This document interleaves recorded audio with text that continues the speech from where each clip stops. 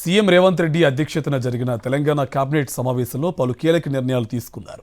దాదాపు 4 గంటల పాటు కొనసాగిన మంత్రివర్గ సమావేశంలో పలు కీలక అంశాలపై చర్చించి ఆమోదముద్ర వేశారు. మొత్తంగా 5 ఆర్డినెన్స్కు మంత్రిమండలి ఆమోదం తెలిపింది.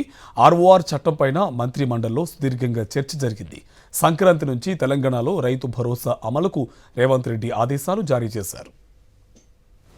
తెలంగాణ ముఖ్యమంత్రి రేవంత్ రెడ్డి అధ్యక్షతన దాదాపు 4 గంటల పాటు జరిగిన కేబినెట్ సమావేశంలో మంత్రివర్గం పలు కీలక నిర్ణయాలు తీసుకుంది. ఈ నెల 28న భూమి లేని వారికి 6,000 రూపాయలు ఇచ్చేలా కేబినెట్లో తీర్మానించారు. అలాగే సంక్రాంతి తర్వాత కొత్త రేషన్ కార్డులు జారీ చేసేలా నిర్ణయం తీసుకున్నారు. మరోవైపు గత బీఆర్ఎస్ ప్రభుత్వంలో కేటీఆర్ ఈ ఫార్ములా రేసు నిధుల బదలాయింపులపై విచారణకు గవర్నర్ ఆమోదం తెలిపినట్టు ప్రభుత్వం వెల్లడించింది. గవర్నర్ న్యాయ నిపుణుల సలహా తీసుకున్న తర్వాతే ఇందుకు ఆమోదం తెలిపారంది.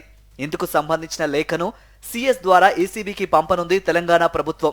కేబినెట్ సమావేశంలో తెలంగాణ మంత్రివర్గం 5 ఆర్డినెన్స్లకు ఆమోదం తెలిపింది.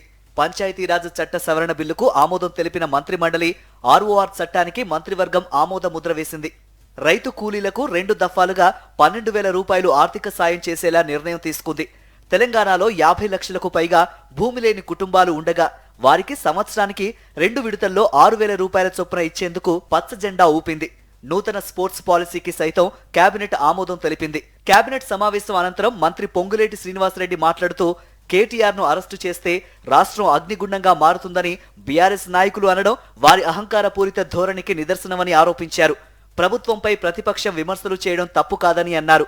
తమ ప్రభుత్వం కక్షపూరితంగా వ్యవహరించడం లేదన్న మంత్రి పొంగులేటి తప్పులను బయటకు తీసి చర్చలో పెట్టామన్నారు. అలాగే ఐఏఎస్ అరవింద్ కుమార్ పై చర్యలకు ప్రభుత్వం అనుమతి ఇచ్చిందని వెల్లడించారు. ఈ కార్ రేస్ అంశంలో చట్ట ప్రకారమే ఏసీబీ దర్యాప్తు చేస్తుందన్నారు.